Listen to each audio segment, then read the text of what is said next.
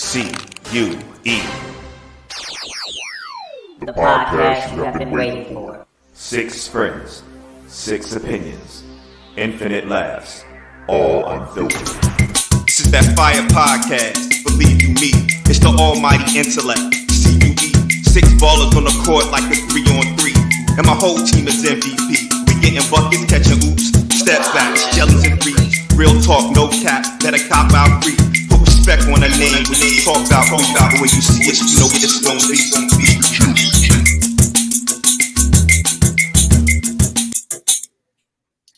Yo, what up, people? It's another happy Friday with the GQ podcast. I'm your boy Shad, get my camera situated. So in the meantime, just do some introductions. First and foremost, what up, Bub? Hey, what's up, everybody? Welcome. If it's your first time with us, we welcome you. If it's not your first time with us, we welcome you back. If you're watching us live on Facebook, please hit the share button. And if you're watching us on YouTube, hit the subscribe button. All right, cool. Next up, we got the real PJ. Welcome back. Thank you. And again, if you see me in the streets, it'd be in your best interest to say the real. I'm not going to threaten anybody this time. I'm just saying it's in your best interest to say the real. Yo, then we got Steve, man. Welcome back as well, man. Thanks, man. It feels good. Feels good to be back. What up? Then on the flip side, we got some. Oh, Mo said, "Fuck y'all." So let's go. We got one of our guest hosts, Nina's back again for week number 2. Welcome back, like a Jeopardy All-Star. Hey, everybody. Wow, I keep telling you, this ain't a Zoom business call because you can actually say some things. Yeah, no doubt. Last week I said something y'all went ballistic. All right. Then we got Mo's going to drop back in. When she gets here, we'll do a little intro with her. But before that, let's go ahead and jump into what we like to call some quick hits. Oh, wait, there's Mo before I do that.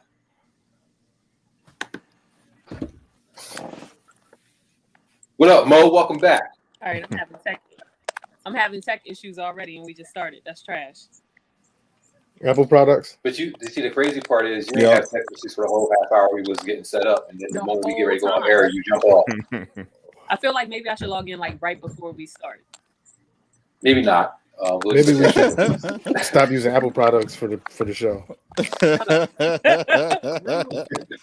Rude. All right, let's jump into these quick hits right quick.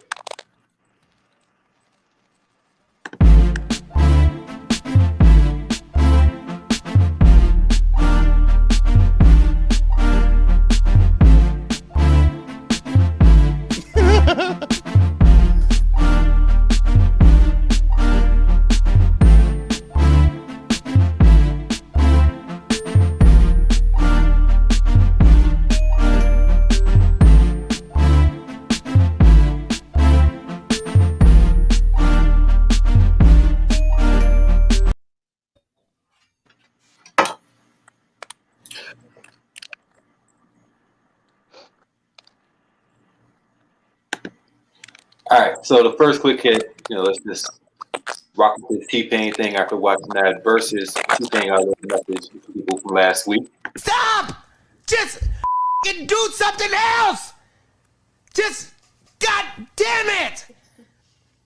Do some different music! We have all this that you're doing. We already have it. Lil Uzi Vert is already doing it. Lil Baby is already doing it. Dub Baby is already doing it. It's literally 2 with baby in their names that's already doing all the music you want. Do something else. Do something else. That's it. That's all we want. Do something else. Holy shit. Do something else. Holy shit. Stop sending me this bullshit and then get mad when I don't like it. Jesus. God damn. Tap dancing Christ!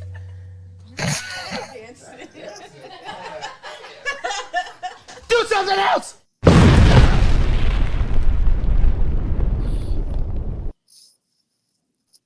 So, we all got our thoughts on, this new era of music, man. Y'all think he's validated for what he's saying? I don't Barely. even know what he's talking about. Because initially I thought he was telling rappers to do something else, but he named a few rappers who can't really rap, as in they already doing it. So I'm not really even sure what point he was trying to get across. Yo, the thing is, I felt like I was yelling at T-Pain his whole career to do something else. Like he did he did the same thing. I could have said the same thing to him.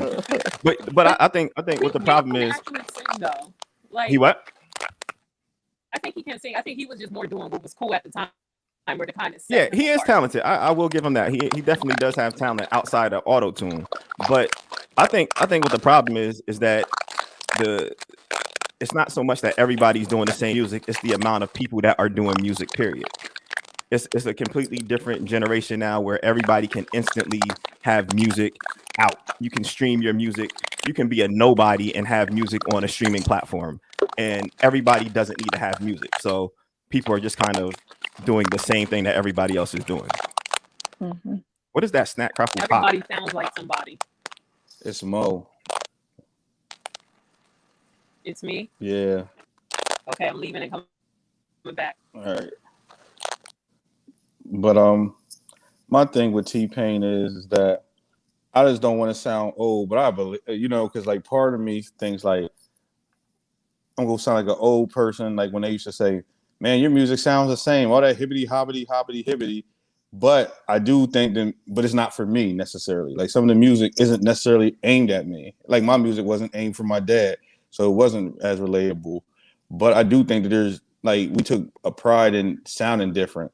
I think everybody else now tends to just, oh, that's what the sound is that works. And like you said, part of it is that you can make it out. Like you can make a song. We can make a song in 10 minutes and just drop that. You know what I mean? And it can be consumed for the public.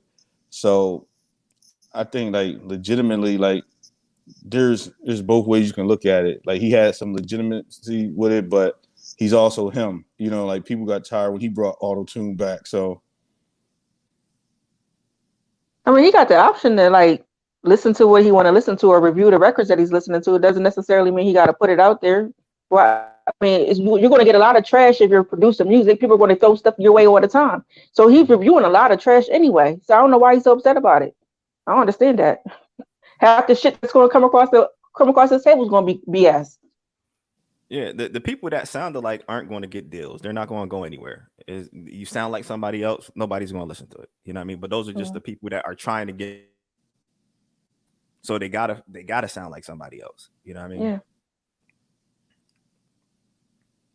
Yeah. So I mean, he had a point. He just went super hard.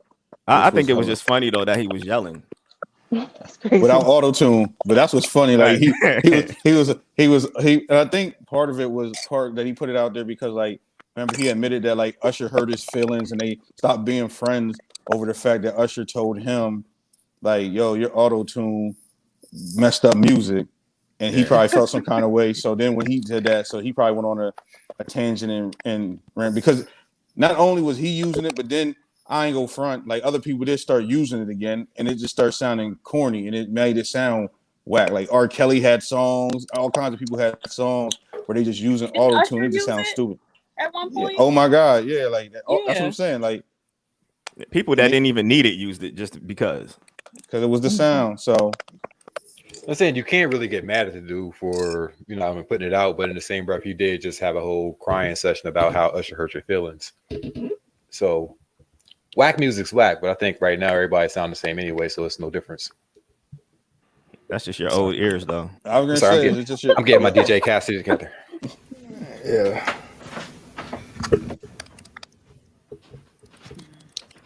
All right. So what we got next?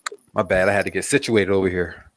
We all just ain't trying to sound old. That's what we admitted. We just said, "Yo, we ain't that old yet. We still got a few more years." That's what we admitted. That's what we really came up to. Like, I mean, that's what it boils down to. It ain't trying to be that person. But yeah, our parents yet. So Rihanna hit that billionaire status. I think she's at like 1.7 now with all of her Fenty everything. So the big question in the world is, are we ever going to get another Rihanna album? Personally, I'm not looking forward to one in the first place. No, we're not. But also Rihanna, like when it came to her makeup, she filled in all the gaps of what was available for because for foundation alone. And I don't wear foundation all the time, but I'm red in the summer and I'm yellow in the winter. And I found a foundation that works either way. And like y'all don't care. You guys are men. Y'all don't wear makeup.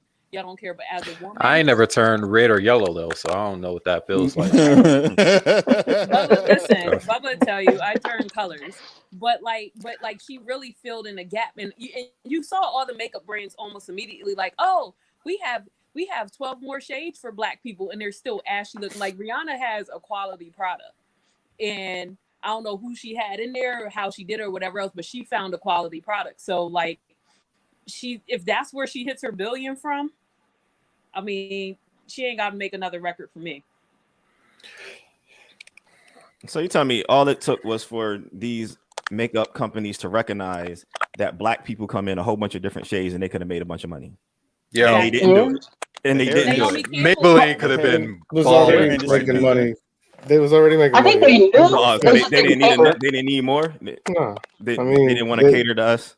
I mean, yeah, I just think they didn't care. We were still buying it regardless. Like whoever was not making we, because I was making it for themselves. Yeah, so it wasn't hurting. But I mean, like as the anti-capitalist, like I guess it's like it's nice that she made a lot of money, but we don't need no billionaires. We need like that.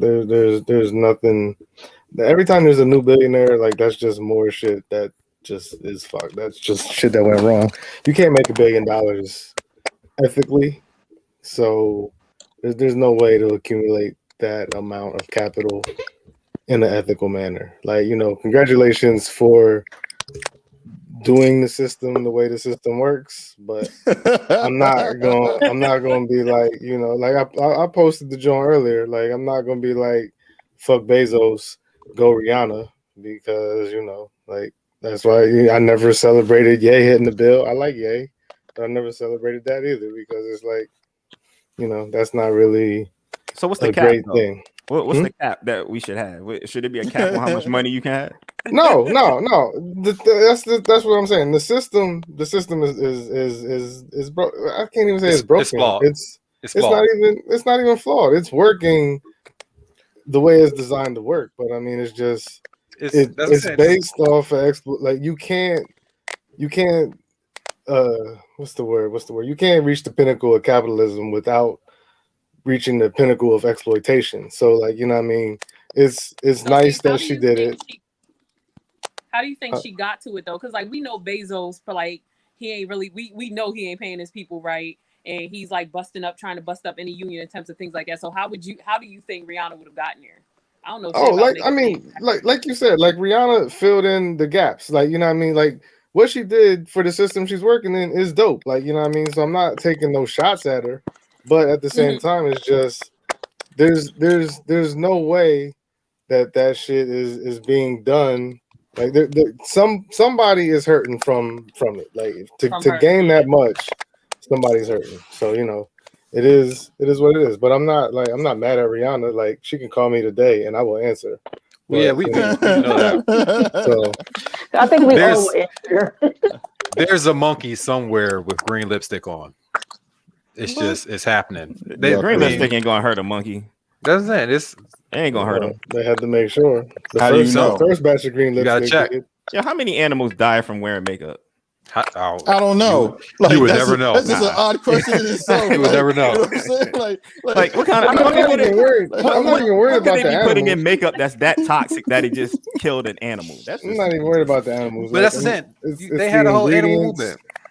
Yeah, but I'm not sure that there was animal testing done. I'm pretty sure she tested on animals. I'm just saying. I don't know about that. Is she sure she's cruelty free?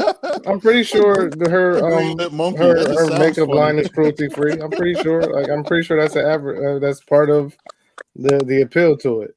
I'm just saying that in the accumulation of the ingredients, everything, there's some exploitation, and I'm not saying Rihanna's out there beating the shit, whipping people and making them, big for fucking cobalt and shit. But it's just there's no way that the reason that she can sell that, like, how much is a bottle? Like, I don't know, $15, No, like a small bottle of foundation, like $34, and that's a very $34. small, Yeah, it's and that's a very small bottle. Yeah, but I'm just saying, like, that just means whoever was accumulating the ingredients, but there's somebody ain't getting compensated fairly. That's the point. But like as far as PJ's question, as far as the cap, I don't believe in a cap. I believe the system is fucked up, and it's the system that you're in. So we gotta climb it. But I don't celebrate billionaires. But Well, yes, she hasn't Rihanna, gone to text the me. moon yet, so I think she's all right with me. See, for me, like, I just think that there ain't no point to make music because unless it's gonna be something super fire, like she already made a lot of her best music, so now it's gonna be something weak because she's just gonna do it just to try to say she's making music again. So I'm good. Like, I'm happy for her, you know. It is what it is. Like, it's a good face, I guess, you know, but it is what it is. I ain't gonna miss no sleep. I never hear another Rihanna record. But I'm happy she got some bread. If she's truly passionate about music, she'll definitely come out with something else. If that's her passion.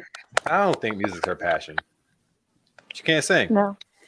Here you go. Here you go. She can't. She can't sing. She knows she can't sing. We all know she can't sing. She's a great studio artist. What, PJ? Yeah. What? Yeah. What? First of all, she don't have to be a great singer to be a great entertainer. See, but here you go. You don't. There's a don't. bunch of good entertainers that don't have the greatest voice, but Beyonce. I don't think that having a lot of money necessarily stunts your creativity. You don't think having a lot of money? You don't think having a lot of money does what? Creativity. It doesn't. You don't think so? No. I think once you get to like a position of like being that wealthy, there's not so many people that are going to tell you your shit sucks. You say they're not going to tell you that? No, I don't believe that. No, because it's like, all right, if it sucks, I'll buy your record label. But if they're into it, but I think that depends on their passion. Like if they're really into it, they'll say, okay, what can I do to be better? But that also depends on, hey, what producers can I afford? What background people can I afford too? And she can't sing. Should I just say you don't That's all. like her? Nah, I like Rihanna's music in the studio. I would never go to a Rihanna concert. I would never pay money to go to a Rihanna concert. So you're telling me you'll only go to a concert of somebody that can like really sing? I only go to concerts of people that I know can actually perform in public with a microphone. Yeah, but you're talking about performing. There's different ways to perform. It don't necessarily. But if you can't sing, then I'm looking at you in the whole concert like this. So are you not a big concert person? Like, are you a person I love that concerts that likes to go to like smoky lounges and be like, yeah, I like music like this. The dopest, like, you know the what I'm dopest saying? smoky lounge song. That's what it sounds like. Because like when I was in Philly, I went to the 5 spot. Erykah Badu, Floetry, Bilal, and Musiq You Soulchild sound came like through. this exactly. And you put it was like weed smoky, myrrh. but it's exactly different. You like my point. You know what I mean? I like singers that can sing. You like broke singers. Wow. Yeah, like PJ went to that Beyonce concert. That one I saw you at. That one. Oh, you didn't see that me. One? That one that we took that picture. You didn't see me. Yeah. Yo, what evidence do you have of a picture? Yeah, I'm gonna find that picture. No, you're not, because it doesn't exist. But I think broke singers sing better. Yeah, they're hungry. They still hungry hungry to get their money. Yeah. You understand? Nah, there's a couple that absolutely shouldn't, but you know. See, I think those type of like what you're talking about, like those lounge singers and that mood type. Wow, we just degrade them to lounge singers. Yeah, man, that's what that shit is. You in there talking about sipping green tea and drinking. You know what I'm saying? Hold up. They smoking. They not no need to slander the green tea. Shit. Nah, go ahead. They drinking green tea on stage. Right. You know what I mean? They smoking hookah, all that type of shit. That's like a couple's date. Like, you know what I'm saying? Like that's some old, you sipping wine, smoking hookah. Nah, couple's date is the Beyonce. This is very concert. disrespectful. Exactly. No, because the Beyonce concert that I heard that PJ was at, that I'm not affiliated with, that Mo was at and Nina was at, was a couple more dollars. Like, you know what I'm saying? So you need some high activity to be at that joint. And And said it don't matter. Just I need a somebody more jumping around for them expensive type of couples dollars. date. basically. But what is wrong with saying that you were at a Beyonce concert? Yo, I'm first genuinely of all- curious. What's Yo, wrong? first of all- Hypothetically, if you were to go to a Hypothetically, if you were- Beyonce why concert, what would would be you wrong not with saying feel we're at a Beyonce comfortable concert? about I went to a saying Beyonce you're concert. What was the Destiny's Yeah. Child concert before they broke up? It was their last tour. You want I the went to that Destiny concert. Child? Yeah, that's It was worse. yeah, it was Destiny's Child. Yeah, I wouldn't It was- I'm not going to admit to that one. Nah, I That's have a no lot worse. shame. I have no shame. The concert was dope. It was A. Marie, Destiny's Child, and somebody else. But it was dope. I had a great time. No, you didn't. Like, Yeah, I you did. singing Survivor, an independent woman. Nah, I did do See? Right. See? what's that? Say my name, and pay my bills. Bills, But, bills, bills. Lose my breath. hypothetically, why He would got breath came on, I bills, was bills, at a bills. Beyonce concert? Yo, first of all, as my sister and as the elder statesman and our siblings and shit, like, you can't be asking me no questions like that. You know, we can't ask me nothing about my personal life, even though we took a picture there, Mo. You know what I'm saying? Like, it's really just about a joke. You know what I mean? Like, you making It's it. a joke. It's okay. It's a joke. It's Nah, a whole joke that You had a great You know time what at I the mean? Like, that's concert. all We the- love it. He probably He did. he was probably singing Me, Myself, and I real hard. I was Wow. not singing. Tynesha, was I singing? He I had don't think you knew any of the songs because it was her he new had album. he had the deep Exactly. whistle to the left, to the left. Nah. Beyonce concerts, New Kids on the Block trading cards. Oh, yeah. Yo. Wow, all real. This is real. Yo, Wow, well, they're making shit up. So, you know what I mean? nah. Like, So what you should have did is just like got this dude to help you disappear.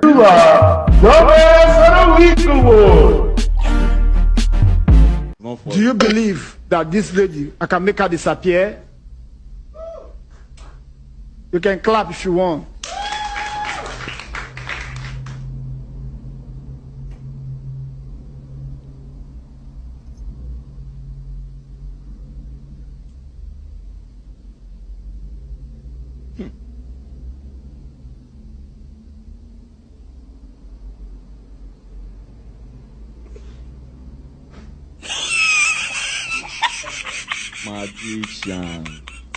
Magician. Okay. What have you just done? Magic now. She's no longer here. What You're wondering where happened to she her? went to. She disappeared now. Disappear. Where? Into thin air. Which thin air? Someone that we saw running with a thin leg out of the stage. Why you laughing? Why are you laughing? What's funny? She did not run. What she did happened? what? She did not run. She never ran. I don't know who you saw. But she walked out. You saw her when she was Okay. walking away now. Okay, can you bring her Oh, yeah, back? where is she? Okay, fine. Can you bring her back now? Want to see her now? Bring her back. No. Why? Why? But I told you, my She chick. just disappeared. You know how to do. You have not learned coming back. Okay, you only disappear. You know how to do. You've not learned coming back. Eh? Okay, if you can't bring her back for us, it's a no. It's a no for us. Say no. So Oh, yeah, you need sorry. to- Oh, yeah, come back. Come. I thought she would disappear again now. Vivian. So even. Don't worry. Let her come, madam. Come out. Can you imagine? Vivian, come. Two adults. Thank you. I need you to say the truth because we all saw it. We know the truth anyway. Did you or did you not run out of the stage?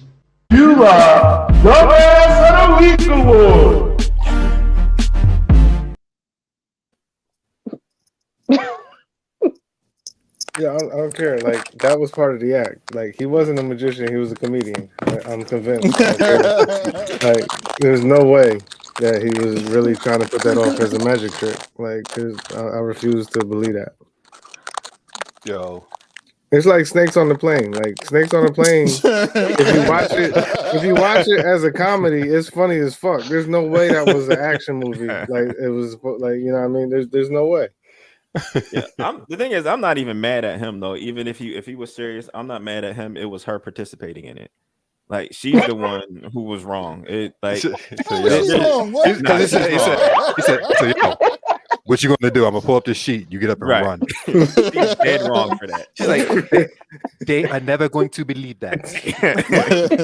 Yeah, I'm telling you, man. There's no The fucking funny way, thing man. is that he tried to talk his way of like, yo, she's disappeared for real. Like, this is the thing. He was like, yo, she really disappeared. Like, I can't bring her back. And he was like, come back out. So why didn't he just have her like roll on the floor in front of him? If he go do cheap like that, so then she could just roll back up. Like, you know what I mean? Like, I thought she was about to drop into the table. I didn't know she was gonna get up and run. Yo, but he tried to like move the sheet to the curtain. Yo, but the thing was is that he lifted it up so high that he talked to her and was like, all right, get up and run.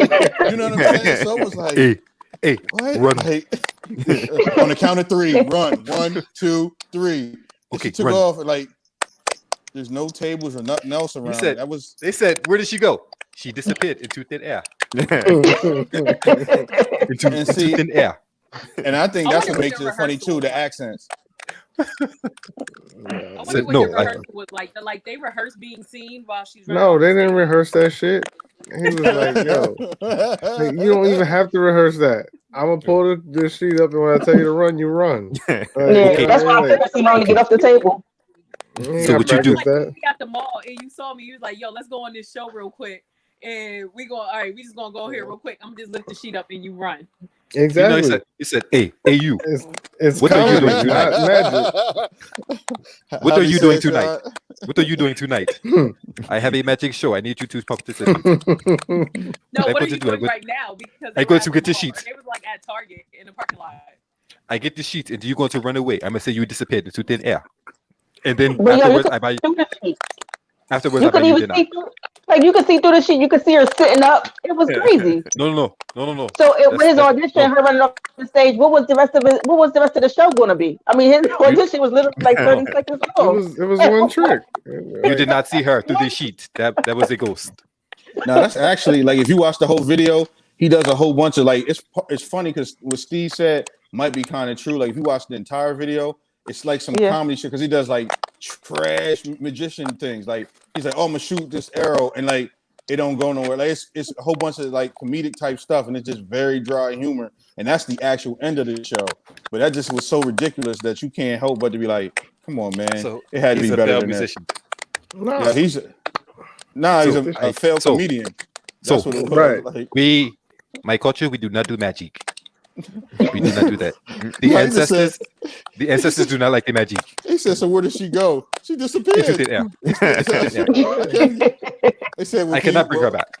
The problem was that one judge was too smart. He was like, "Okay, so she disappeared. Bring her back." He was like, "What? Like, what kind of question is that?" Like, we did not practice that. No, but she came back and he's already got back under the sheet.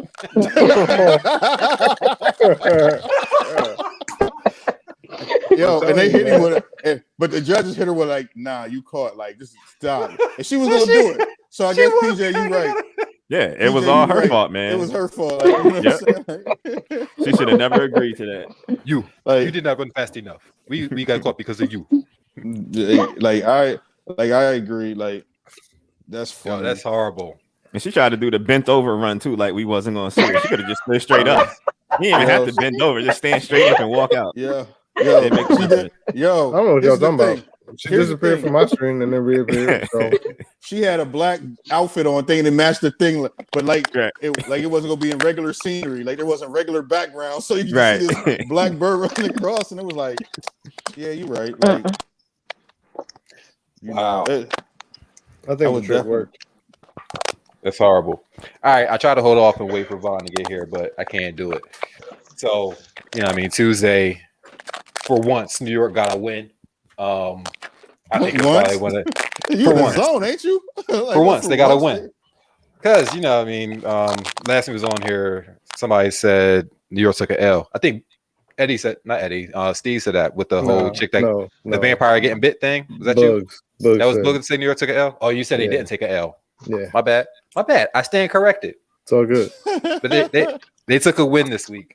It wasn't because of Dipset though. So God. Oh yeah, it's happening. This is hip hop. We in the Mecca of New York. It's D Block, it's Dipset. Right.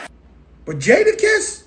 Praises, all burners, all raises. Hand down, nigga, the game is all Jada's. Anything drop, I cop in all flavors. He's a dick, you pussy, y'all neighbors.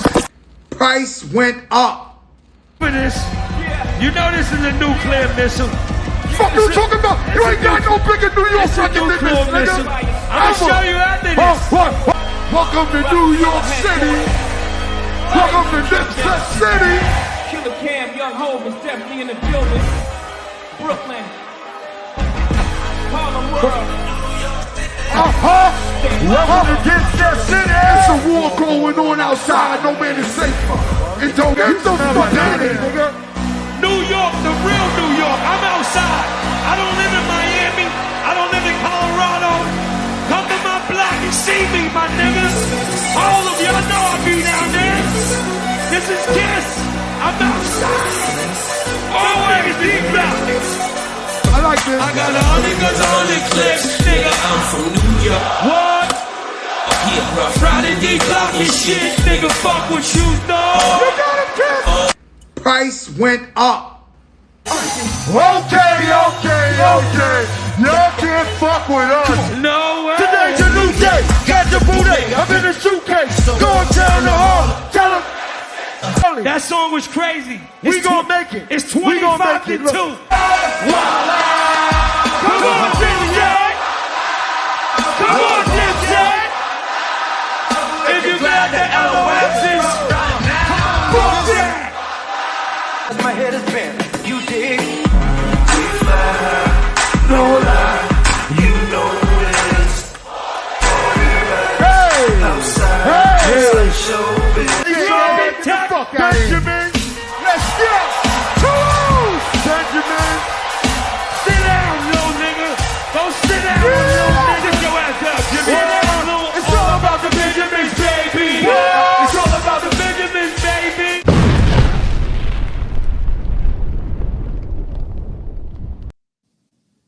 Before y'all start, I told you this was going to happen. You ain't say shit. Nah, I told you this was going to happen. I said Dipset's trash. They're going to get murdered. And I don't even like the Locks like that. They got murdered. Now y'all can go. Yeah, it was so one-sided that it almost hurt. But like I like Dipset and I still like listening to the music, but they just proved that I would never go see them. Like they were horrible. Like performance-wise, they were horrible. But what was impressive, I think, is that Jadakiss put his team on his back, and they stand alone. They don't even need to be on anybody's back. You know what I mean? Like they, Sheik and Styles P can hold their own, but he killed it, man. Listen, that's like you say we got the Wu-Tang here, but you got RZA, fucking Ghostface, and Deck. Like that's not the whole Dipset. So you know what I mean. There's a lot of songs. There's nobody could have saved. Shut the fuck up. There's a whole lot of dope ass songs. There's a whole lot of dope ass songs that nobody on stage that they couldn't play because they didn't play no songs with Jared Ryder, no songs with Hell Rail, no songs with 40 Cal. And really, Cam should have just did it by himself. He should have did it by himself. He did it by himself. No, he didn't, because there was too many. There were songs up there that Cam wasn't on that they did. And it wouldn't have helped him. It fucking would have helped him if he used his catalog and did maybe 2-3 songs with Jewels, because he could have did Losing Weight with Jewels. Yeah, I know what he did and didn't do. Okay. I'm just saying. Okay. Those songs could have competed. It's a homicide. Say that again. It was a homicide. It was fucking horrible. It was embarrassing. Cam's was the worst thing I ever seen in my life. Interesting thing, because like with Cam, like there's a couple songs that the Locks are actually on with Cam, where Cam was actually better than the Locks on some of them shows. I mean songs. Banned from TV, you know what I'm saying? Like Banned from TV, Cam's on there. Like they got the Fantastic Four Part 2 joint that Cam's on there with Styles and Kiss. Like I just think that Cam comes from the same era as the Locks, so it showed. Like you know what I mean. And then they also Cam has fired. My bad. Like, but you can tell that they respect Cam's pen, because when Cam performed, they gave him his credit, but they didn't respect Jewels and Jim at all. And that the funny thing is that their music do bang when you listen to it, but it's a lot of, like PJ said before, it's a lot of high pitched stuff. So when you listen to it in the car and you yelling over it, it sounds different when you just yelling over and you got that high pitched thing. So like that I'm Ready joint, ain't a show song, like, you know what I mean? But like the locks, like, you know what I mean? Like they started off with "fuck you," so you play like we ready, like what? Like, you know what I'm saying? Like, why'd you go there? Like, why didn't you else play like mic check 1 2 1 2? You know what I mean? Some shit that could have displayed, you know what I mean, whatever talent they got. It was just weird, man. Like, and Zeke and Freaky Zeke just looking stupid up there, like he's like some goofy ass ball up there. Like, it was crazy. It was embarrassing. It was embarrassing. It wasn't embarrassing to you. For them, oh my gosh. I'm talking about I was like, why does it sound like they're sitting there screaming in the mic? Their voice sound horrible. It sound like trash. I kept saying to Lawrence, I was like, I don't even want to watch it no more because this shit is weak. I said Jada is the only one that look right, that sounds right. So the music sounds good. Even though Cam got out there, I like his songs, but his stage performance was whack to me. Like, I didn't even want to watch it. Yo, the crazy thing, Fat Joe on Fat Joe's Instagram Live, he was like, Cam was about to leave before it started, and then he ended up coming on stage last, which is why it took him so long to come back out. Like, he said, dude was literally about to walk out of Madison Square Garden. He didn't want to be up there with them. He know they corny. Cam should have had his own. They should have just paired him with a solo. Yeah, they should have practiced. Why they just practice? Because he don't hang around them. They don't got Cam's phone number. Like, it's not happening. He know they clowns. He wants nothing to do with that. And now it's like it's solidified. Like, I'm really not fucking with y'all. Yeah. That is embarrassing. I mean, it's not solidified because they announced the tour. So Cam ain't gonna make it. He gonna Bobby Brown that bitch. I doubt it. He gonna ride in his own car behind the bus. Cam would be there for the money. Cam negotiated everybody's pay, even Kiss, who murdered him. But I mean, I'm glad I got to see it though. Like, you know what I mean? Because Kiss was epic. A man possessed. He was on performance enhancing drugs. He had my old outfit on, and you know what I mean. So I mean, I'm glad I got to see that, John. And it was hard to watch at times just because I was like, man, these motherfuckers ain't even doing the right songs. And so, but I mean, it is what it is. I feel like Kiss went in. I still think Kiss needs to. No, it's not something he needs to do. It's too late in the game for that. His whole issue is he ain't been able to make a classic album. But after watching that shit, I'm leaning towards forgiving him for that because that motherfucker was possessed and he went in. His presence was cold. I still don't understand why Sheik was the one to mention why does Freaky Zeke have a mic? Because what the fuck did he do? But you know, it is what it is. He got some. Yeah, he rapped on 4 songs. He rapped on "Fuck You." Like, they was on there for 3 hours. But see, and that's the thing. They said that when they was like, you know what I mean, Sheik, what you got? And Jada was like, yo, Sheik, kill it. And that's, I think Fat Joe made like a great point. Fat Joe made a great point. It's like they thought of everything before it happened. They're like, you're gonna fuck with you because of this. You're gonna do that. They're gonna fuck with you because of this. You're gonna do that. When they drop this song, we're gonna drop that song. When they put this one out, we're gonna put that one out. Y'all don't like the ladies, and they put out their lady joints. So everything. It's like covered. They knew what they were walking into, and it was like they were walking into a battle zone, and Dipset wasn't ready for that. They was there to be flashy and beat them Harlem niggas that do what they do, and it wasn't gonna work last night. I love Dipset should have went up against Migos. That shit was hilarious. My cousin said that shit. Like, she wrote it because she, like, my cousin Larae, shout out Cuzzo. She was like, she that D Block was gonna destroy him, and I was like, nah, I don't think so, cuz.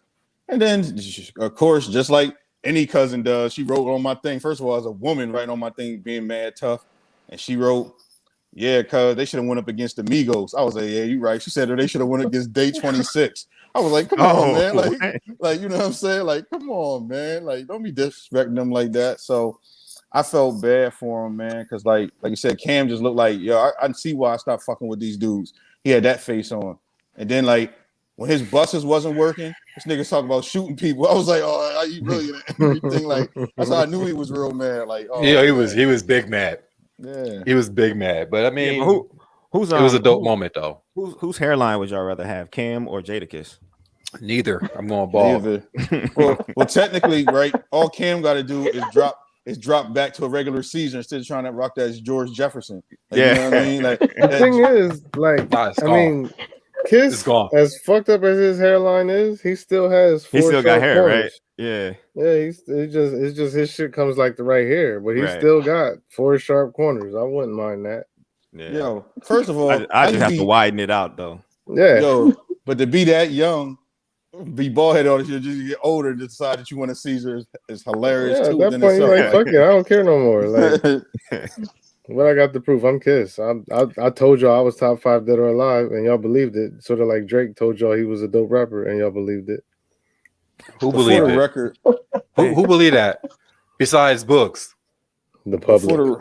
Okay. For the record, though, as dope as Kiss is, Styles got the best solo album from the Lox. I just want to say that because I always believe that. The best Gangsta and the Gentleman. The Gangsta and the Gentleman shit is bananas. Nah, I don't know. I never really got into Styles like that. Yeah, because you said something about Sheik being able to hold his own, and I respect your rap acumen, but that was the worst thing you ever said. Sheik is lyrical. All three of them is dope MCs. I stand by that. You cannot call Sheik is not like you can't call him the you god of the Lox. Like, in no way. You know what I mean? Like, yo, Raw, I'm gonna give it to you with no trivia, just like cocaine straight from Bolivia. Yo, that was fire. So he got lucky. Yeah, just like Sheik did. Sheik got lucky that Styles and Kiss was like, yeah, you can be on our album. Nah. Yo, what was the argument leaving the stadium with Dipset? Who do you blame it on? It wasn't no argument. Cam left with the Lox, and then like they were just figuring that shit out. That's why Jim was making all them laughing videos because you really laugh. Same thing make you laugh, make you cry. So he didn't want to cry, so he just started laughing in all the videos. Jim went straight to the studio. I don't know, man. Jim came out looking like Max B, and it made me upset. Why? Because like if Jim would have helped Max B put out an album, he probably would still be out here rapping, and he wouldn't have did that dumb shit that got him sent up. He coming home soon though. Yeah. I mean, but shit, I ain't had no kids when Max B was hot. Yeah. I got 3, and my oldest is 11. Like, you know what I mean? Like, that's just crazy. Definitely was dope though. It was entertaining regardless.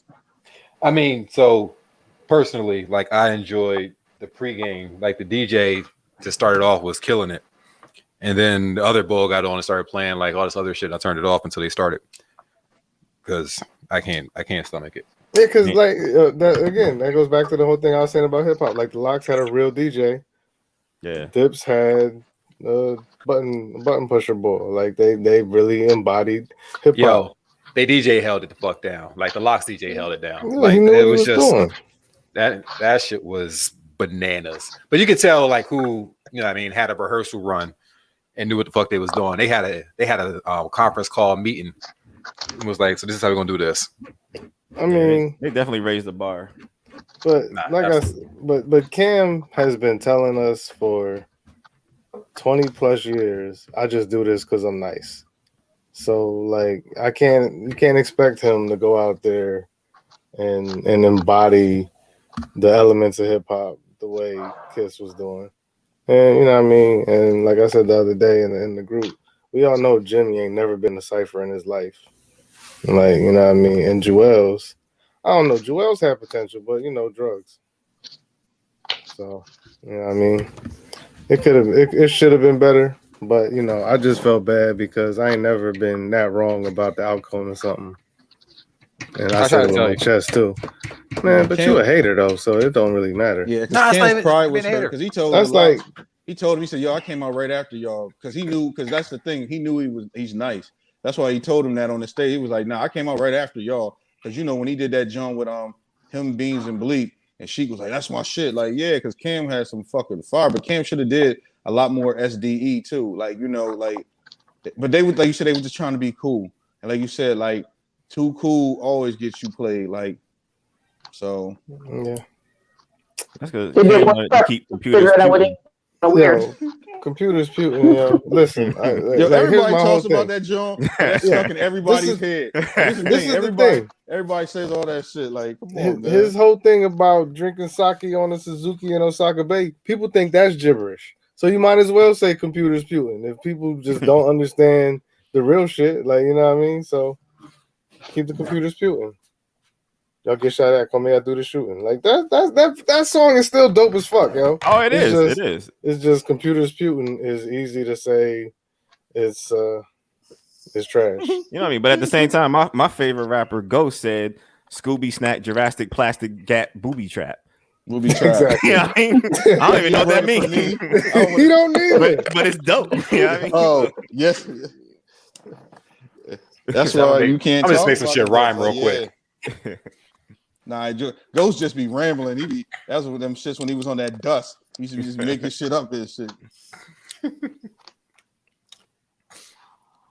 But we good. It was more Dipset bashing. It was not a great. I don't have to ever at this point. There's never anything else I have to say about Dipset to bash them. They bash themselves, so we good. Don't worry, when this blow up and Jim come back and still shot on the street, he gonna be chased like how Superman got chased on that. It will never happen. Video shit, like, you know what I mean? He gonna be like, "Shut!" They go yelling out like that. Yo, for the listening public, you never let a nigga with dusty cornrows still on you. Ever. He got dusty cornrows, a sweatsuit, and then a wallet chain. There's no way you let that person still on you. I'm a Charlotte. I'm gonna have to run. There's no way I can let that person hit me. I can't let that be on camera. That's exactly how Shy is going to get knocked out too. That's exactly what's going to happen. He gonna get knocked out though. He gonna straight knocked out like straight knocked out. Nah. Oh man. Nah. Just get a muscular chick to fighting for me. Cool. Right, what we got for the heavy lifting for the night? We jumping in a little critical race theory. So before we actually dive into the topic and start like putting our own explanations and thoughts and things on it, we just throw this little video up. Quick little. Has become a hot and divisive topic, and with all the misinformation, it's made it more difficult to engage in dialogue and healthy debate on how we educate students from our nation's history to current social disparities. I spoke with several education experts to explain what it is and how it would theoretically look in the classroom.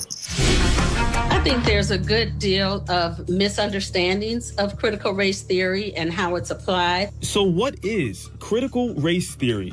Many scholars define it as a framework to help explain how and why racial inequities still exist in our society. Often people think about racism as individual acts of bias or bigotry.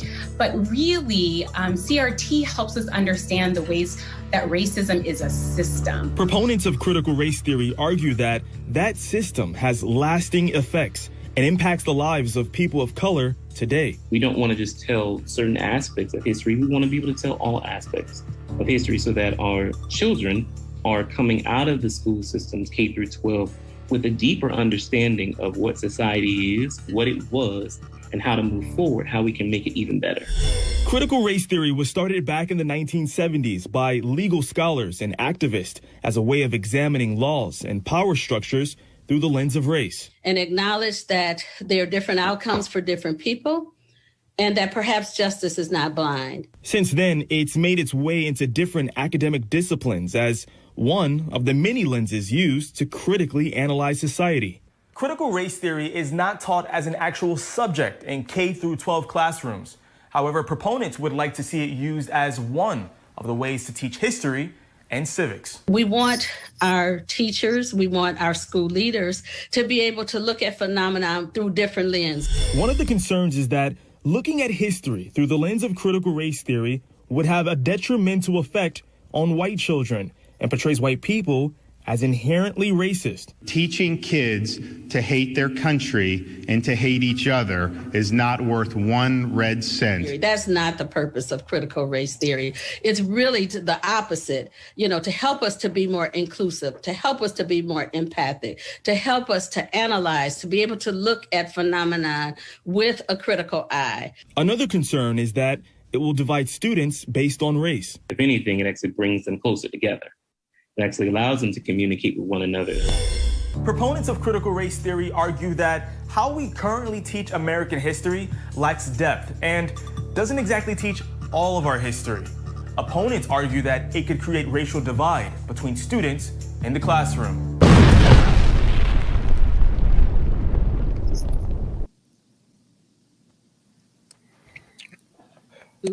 All right. So,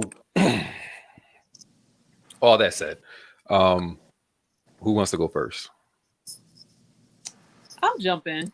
I think the hesitancy for the parents that don't like it is them understanding the truth and filling in the gaps, because it really is just filling in gaps. Like, it makes things make sense. Like, oh, why do you get more time for crack versus powder cocaine? I don't think that's going to be a part of the course. No, I don't think they're going to talk about crack. I know it's not going to be a part of the course, but understanding the logic behind it and understanding why, understanding things like redlining and why people live where they live, understanding like gentrification, because every city with a decent sized Black population right now is going through gentrification, and understanding how that happened and why all the Black people were centered in one area in the first place. And I think it also, because America loves I read in a book years ago that they always say, oh, America loves a triumph story of a rags to riches, which is what they say. Oh, if you work hard, you can achieve the American dream. But like Steve talked about earlier, you don't get to a certain status without trampling on someone, without someone being exploited. And at some point, then you become part of exploring what's going on and how we got to where we are. It essentially is finding out who was exploited. So it's crazy because like when I was looking up for videos and things like that to like find and put all this together, there was a senator that came out and he was like, he feels like it's wrong because even though there's an ugly past, there's a lot of great things that happened during that time. Like the founders did this and they did that. They made this country that is amazing and whatever, what have you. And it's like, but you're still negating how all that was financed. Like all your money and financing came from slavery. So before you had presidents, there was slavery. While you have presidents, there's slavery. So it's like, you can't just act like it's not a part in the fabric of what this country was built on. Like you built this shit on other people's backs. You try to start with the Indians. That didn't fucking work. You try to use white people. That didn't work. And you found Black people. So from the time that you got here, you were enslaving people. So you have to acknowledge like you really truly spent hundreds of years fucking up a culture of people that couldn't necessarily have a culture. So it's like this race you just destroy. And then in the last, 60 years, you call yourself trying to fix it. I mean, not even be 60. So it's like now you're trying to fix it, and in fixing it, you're acting like none of this stuff happened. But you still want to go back and say all of the great things that happened for white culture during those 400 plus years. Well, you're talking a lot about the history, but I don't think that should even be anybody's concern. You know what I mean? I mean, not saying that it shouldn't be taught, but no one should care if we do tarnish the history, because our history is already tarnished as it is. I think more so focusing on how things are affected now and the laws that are still in place now that affect us is the most important part of teaching CRT, period. You know what I mean? Like, I don't know what going back and saying, slavery funded our country and all that. I don't see how that changes anybody's view on anything today. But I think that's important because you have to realize that a lot of these major companies are still like they become billion and $1 trillion companies from slave money. So there's companies today who are in the state that they're in because of the slave trade and because of like cotton trading and tobacco trading. So a lot of their riches for today's economy is still grounded on the riches of slavery. And then even when you push past that, it's like a lot of your economic issues and even like putting people in, like Mo says, specific places of a city, you put them in the slums and you go live there while we take all the money that you've created for us and we're going to go on this side. So we're going to let you figure it out down here with no anything while we take the money from it and go build an economy from it. But part of the fight, when you think about minimum wage, was still, it's like, okay, well, we have to pay them something. We can't make them work for free, but we still have to keep it at a minimum. So, it was like, okay, well, they're free. We have to pay them something, but we don't have to pay them as much. But so much of that stemmed from America being part of the foundation of America being free labor. And still now it's still next to free labor. Like there's no reason a waitress who has to deal with you being mad over pre-frozen mozzarella sticks should be making $2 an hour if they're doing their job well. I have thoughts about that, but my thing about the history is like what PJ was saying is that it gives accountability and acknowledgement to things to being to where they're at. I know that's kind of what Mo and Shaw were hitting at, but you got to know that, like like. Because then once you have that in place and you're taught that, it goes into changing the direction and acknowledgement of the wrongdoing. And I think that's part of why you want to have it in the history aspect of it. You know what I mean, PJ? Because like, look at so many, like we've recently had, and I forget which state it was. I want to say New York, where's that family where they stole their land and they're giving them that back and then they're acknowledging them and paying them the money for California. that. Yeah, something like that. And because it's a lot more situations like that. Just like, like we were talking about Black Wall Street. It's a lot more incidents than just that. But if you keep going through history and comb that out, then it's gonna really blow a lot of people's minds. So that's why they're really fighting it. You know what I mean? Because it's gonna blow their minds, and then what? But I think that's where like your restitution comes into play. So it's like if you understand why like the voting situation today is as bad as it is, you have to start where the voting problems began. So to say this is why this is like that, and it stems from this thing, and people are saying, oh well, it's not that hard for you to go vote, and it's not that simple. Like you taking polling stations out of different counties means that now these people that live here have to go somewhere else to try to go vote. So for me, for instance, in Atlanta, I have to go to a polling place that's like 5 miles away. They're closing it. So the next one is 15 miles away. Had I not had a car, or if I'm an elderly person, I might not make that trip. And then when you make that trip, everybody within a 15-mile radius is going to the same polling station. So now it's like you have a line for 9 hours. And if you're old and it's hot outside, you're not sitting in that. And then to say, well, even if you're in that line and you stay there, nobody can give you food or anything to drink. It's just there's little things that discourages you from going to go vote in the first place. Or if you have to work 3 jobs or 2 jobs and you don't have time during the week to go vote, now you close the weekend polling. It's like it's the small things, but you have to be able to say that it wasn't like that for y'all before we started voting. So now we start voting, you start giving us these obstacles and how you're trying to keep us from doing it. And like this generation, they don't understand what that is because everything is being whitewashed back out and you're acting like this shit never happened. Well, speaking of voting, like one term that I always used in working in healthcare is grandfathered, because you get grandfathered in. You've been on a cell phone plan that nobody gets because they don't offer anymore, but you get to keep it because you had it. But as I've gotten older, I understood the term grandfathering means that, okay, they're like, oh yeah, Black people can vote. Oh, you know what? You can't vote unless your grandfather was allowed to vote. That changes the context of the term. So, and it's a term used in business all the time. So when you understand that context and say, oh, you know what? Let me stop using that, because originally, me as a Black woman, that wasn't meant for me at all. So, right. and it's understanding little things like that. Like right now, one thing, of course, is going on is COVID and the vaccine, specifically in the Black community, and the distrust. And I had a white person ask me, they're like, well, what's the hesitation? And I said, Black people have been used for medical experiments for years, even up to Vietnam. Like there were soldiers that were used, and just to see what effects things have on their bodies. Like we always talk about the Tuskegee, like nobody talks about. I think his name is J. Marion Sims, who was considered the father of gynecology. All of his experiments were done on Black women without any type of anesthesia or anything to ease their pain, because there's still a concept that Black people don't feel pain or don't feel it as much.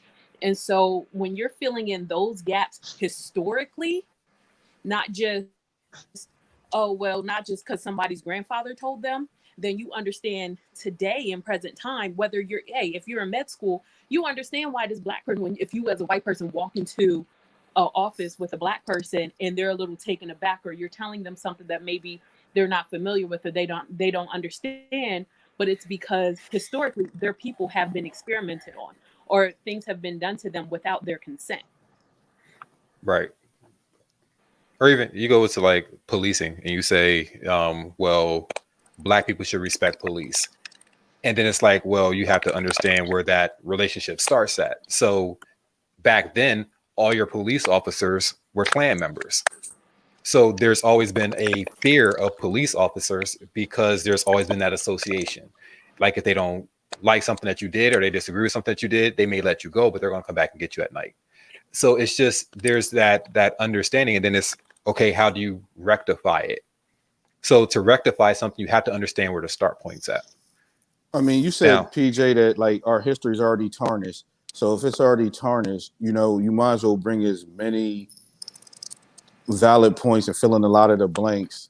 That's how people even feel about religion at this point, and a lot of people, we discuss, especially Black people leaving the church because of those same type of things, because we were taught it some way during slavery and was meant to believe it this way. But then when we still go through this anguish, we kind of question that, because we're like, all right, so this can't even be really what it's hitting for. So I think that at this point, filling in the blanks is a lot more important than just saying, we can't fill that in that way and just try to shoot put. I think we got to collectively do both, like pursue that and get some of that history filled back in. Right, but so you fill in the blanks, right? But the whole point of the critical race theory is to try to dismantle racism and inequality through the law. The part of critical race theory is to be empathetic of other people's struggles that they deal with on a daily basis, based off of their race. It's not saying it's going to dismantle. It's not going to dismantle anything. It will, because it also attacks the laws that are in place. Racism will never. It takes it from the laws being just black and white, because, like you said, everything's considered to be. It's assumed to be equal without color, but we know that there's always color and different things that play its part in it. So that there's no point. There's no point in understanding something if you're not doing anything about it. So just teaching it and saying we're going to be empathetic to people without this actually being something that's going to change something doesn't make sense to me. I mean, to learn something, why wouldn't you learn something that can help evolve? Like evolution doesn't always seem at the time like it's like looking at it right now may not seem like that, but eventually in 10 years, like generation, we were taught Columbus, in our high school, when we were kids, Columbus sailed the ocean blue, discovered America. Now we know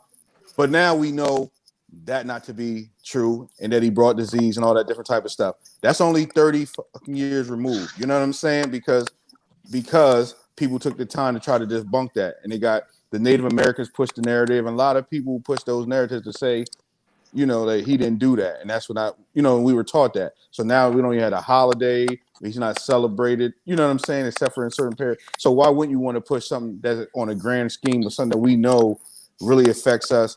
And now's the time, because we've been having the Black Lives Matter. We had the pandemic. So I think a lot of that push too came with that, because it was the timing. And I think that's part of the reason some of these people are starting to kick back on it too. I mean, it's been getting, kicked back before, but I think they're thinking all right, y'all been getting this.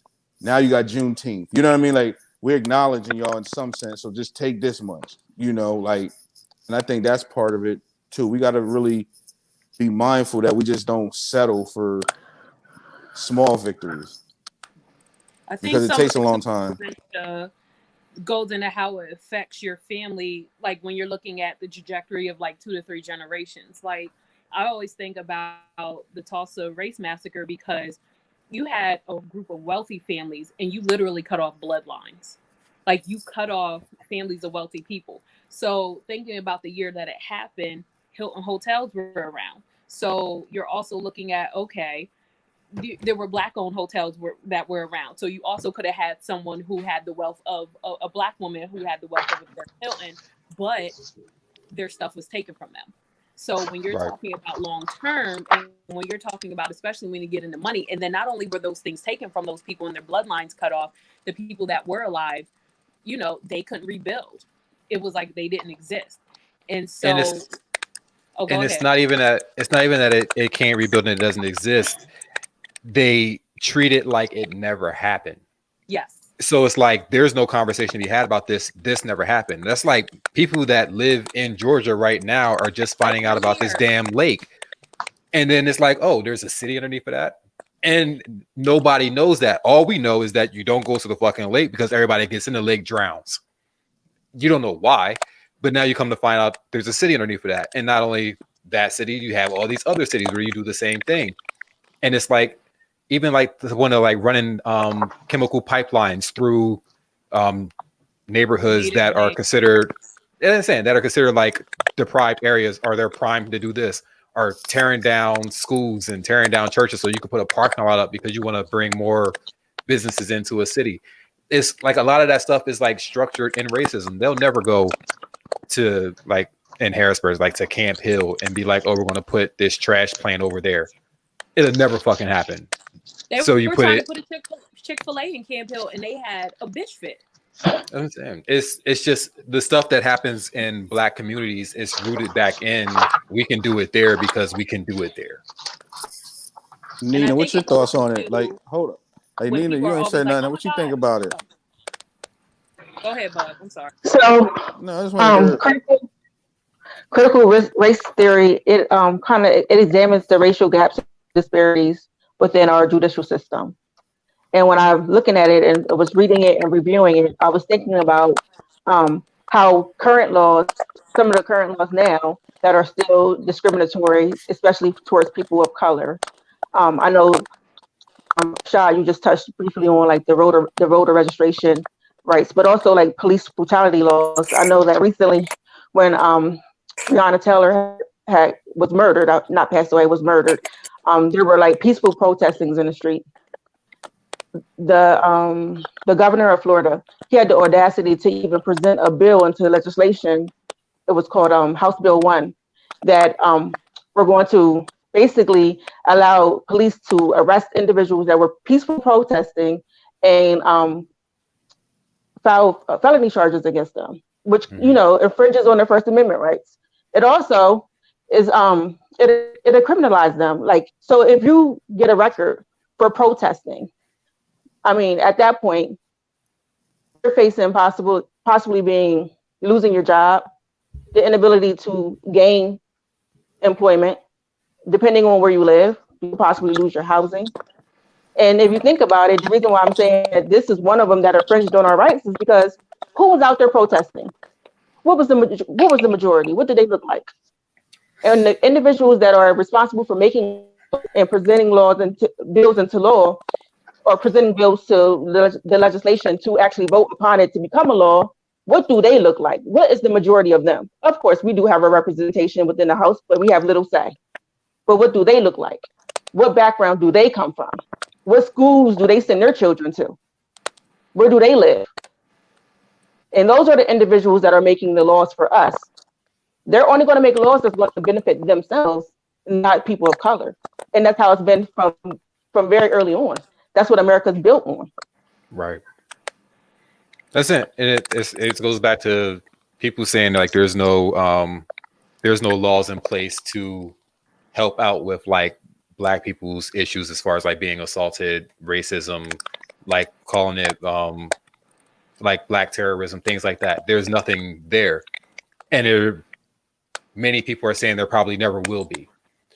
Like there's no hate crime law for black people. when I was looking up, like researching this a little bit, I came across so many YouTube videos with like professors claiming that this does not exist. There's no systematic racism that exists. I mean, there were even people that were of color, not African American, but like Asian, saying that, you know, this doesn't exist. And I'm pretty wealthy, basically. I've had a good upbringing, and my color or the color of my skin has not affected my ability to succeed in America. And I'm like, this fool, like, I don't understand why things like that, why people would speak on things like that having no background or knowledge. But I think some of it too is part of being American is, and especially when you look at, like, when you think about European immigrants who came in through Ellis Island and things like that, they changed their name, they started to assimilate. One of the things they often had in common was anti-blackness, because like we can't change it. Like we can change our names, but we can't change our physical appearance. We can't change whatever housing applications. We can't change those things. And it becomes kind of a common ground.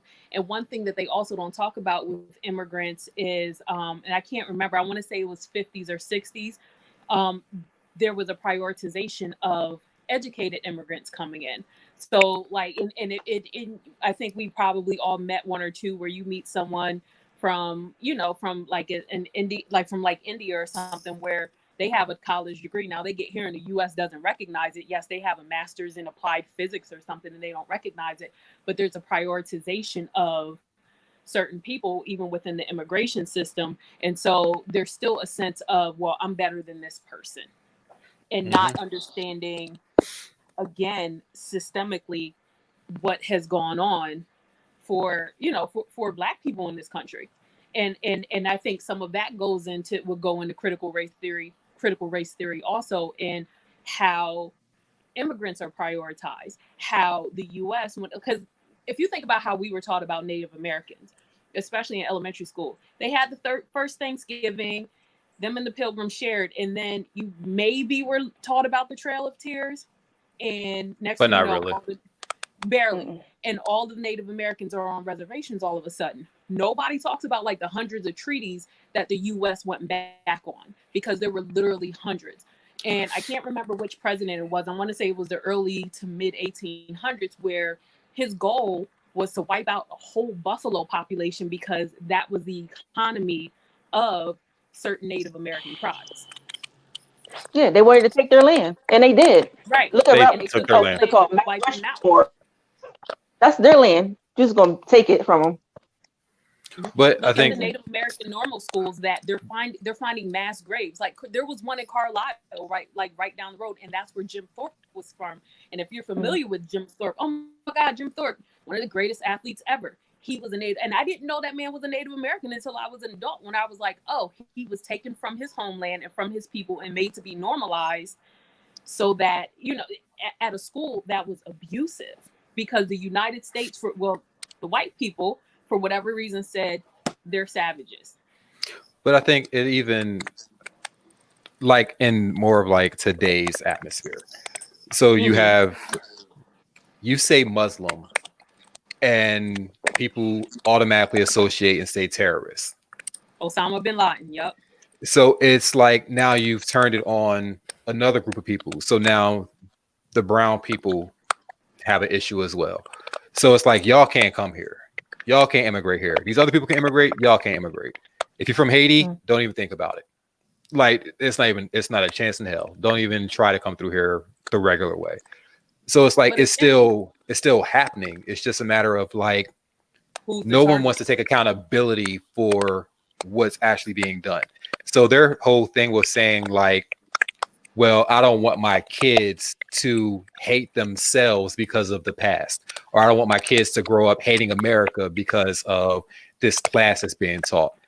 And it's like, it's not saying your kids are going to hate something, but if you acknowledge something and they're disappointed in what you did or what their ancestors did, it's like that then gives them the responsibility to say that I'm educated on this so I can do differently.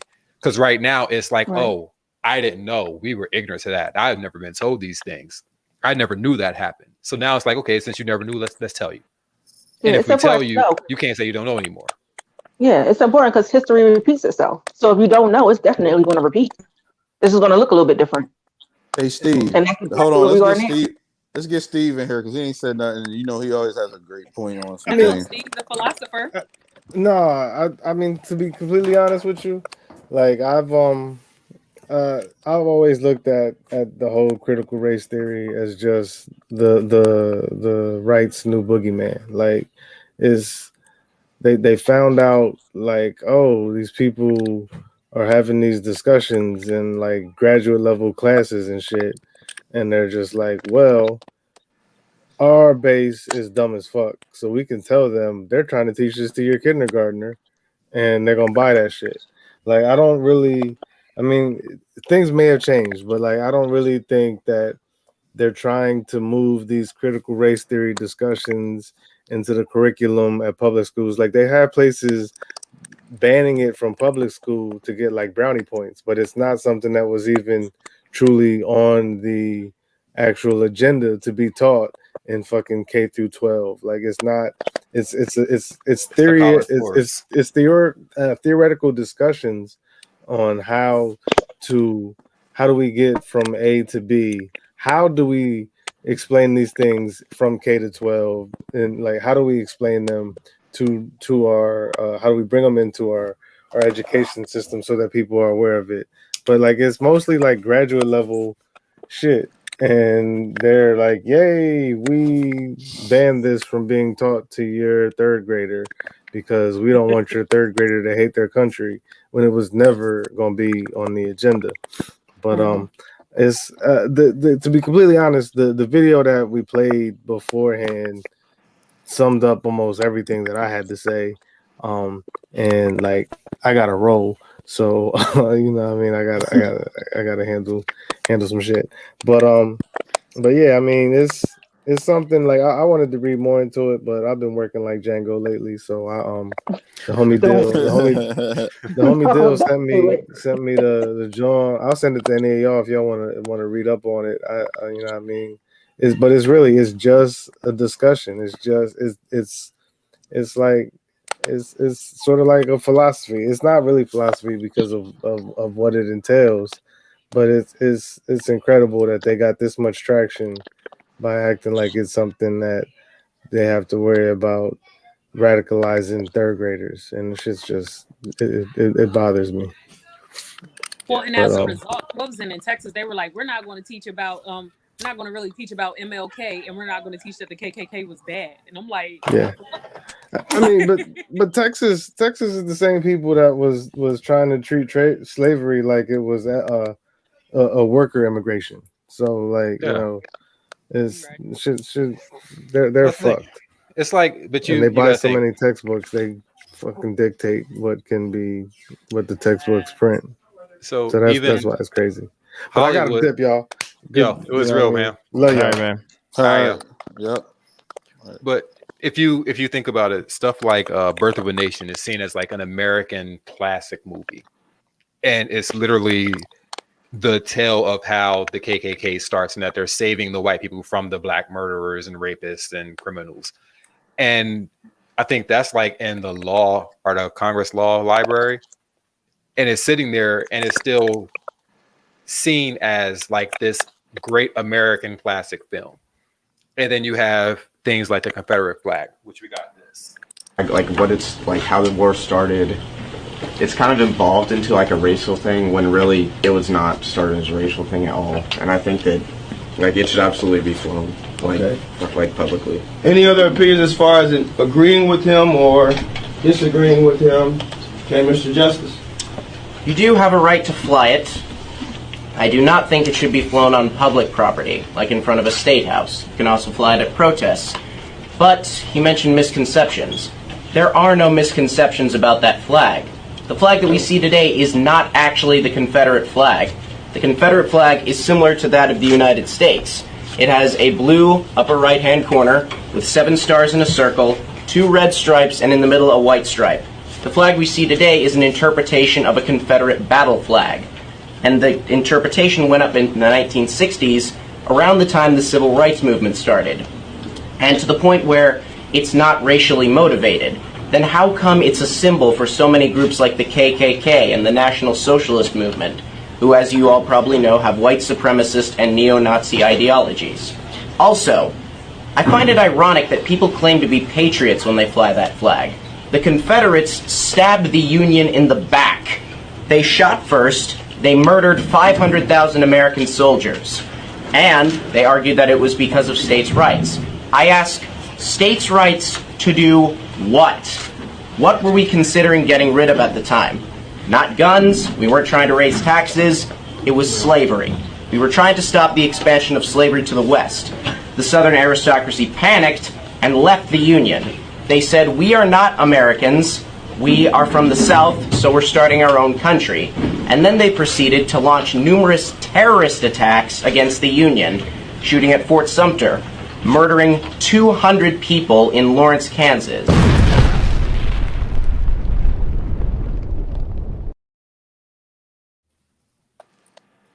He know his stuff, don't he? Yeah, he do. He shut that shit down.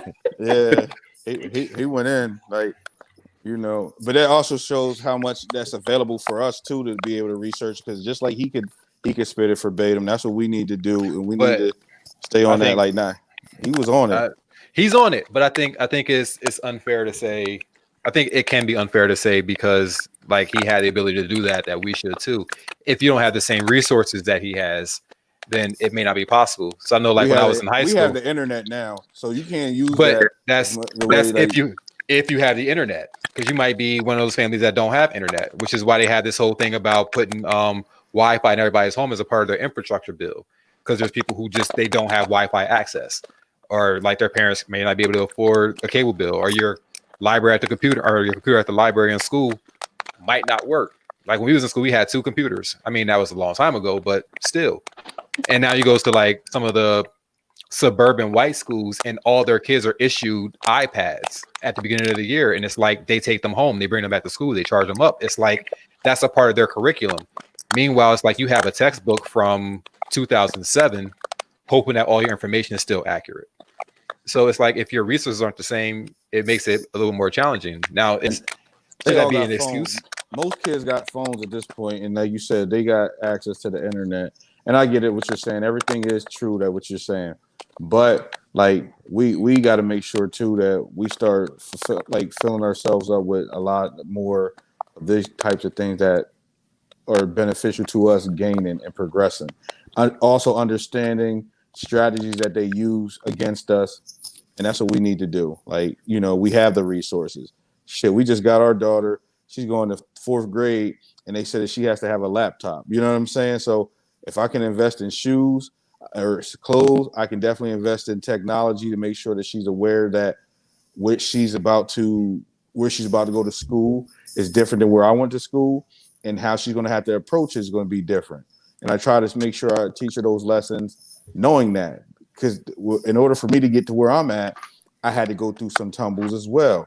So we can't forget that. And I think that we got to start also taking some accountability towards these things as well.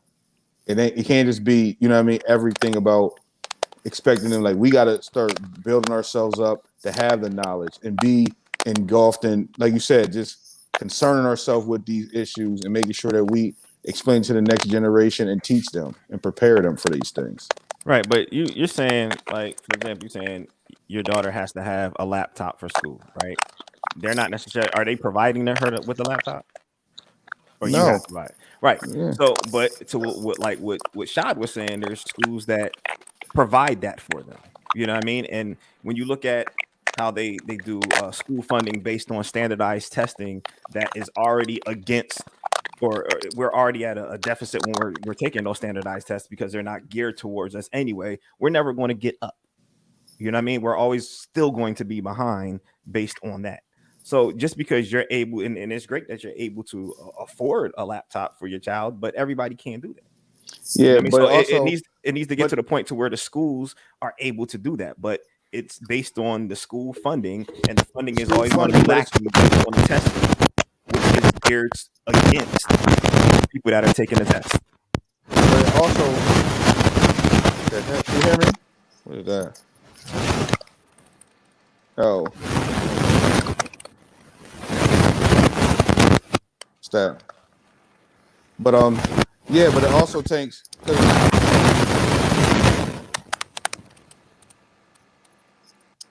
Y'all hear me? I don't know what that is. What's that? Hello?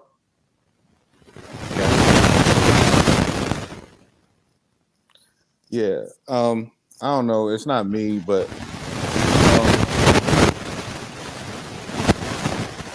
the hell.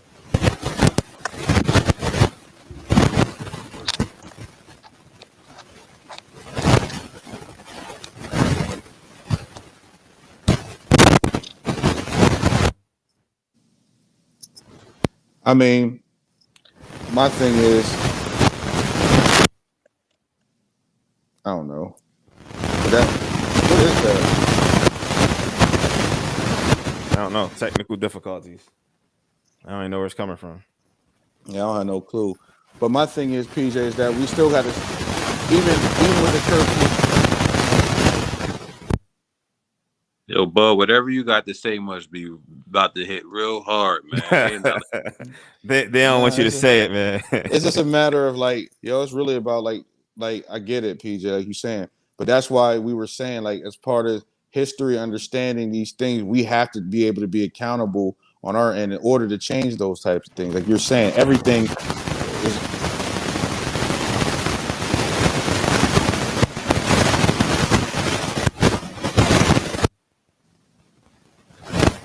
Can't hear you, Shad. Is that you? We can't hear you. It might be you, Shad. It might be you, Shad. Can't hear you at all.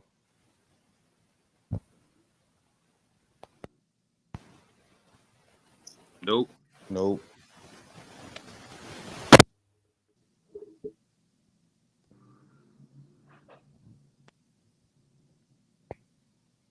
Now? Yep. Yeah. All right. Yeah, so you sabotaging my speech. You know what I mean? I don't even have it no more. But that was no, the ancestors. They was guiding my hands. That's what it was. But now, PJ, like, yeah, I get it. But there's resources that are out here available because we do have libraries. Like the thing is that we can't be so distracted to act as if like there aren't resources available. You got to know it. Like, you know what I'm saying? Like there's people that have had it worse than a lot of the kids and still figured it out. There's libraries. You know what I mean? You can do things accordingly. Like we have to, you know what I mean? Not always. There's excuses and then there's truths. You know, we got to make sure that we make some accountability in some of our actions and justify what's priority and making sure that we know how to handle things accordingly. Like you said, just like we discussed with the police, how to handle conversations with business. You know what I mean? There's different levels, and we got to raise our kids a lot different than, you know what I mean? And this is a real question because I honestly don't know, but what libraries are there in the city? The Dauphin County Library System still. No, like, I'm talking about. You talking about one library?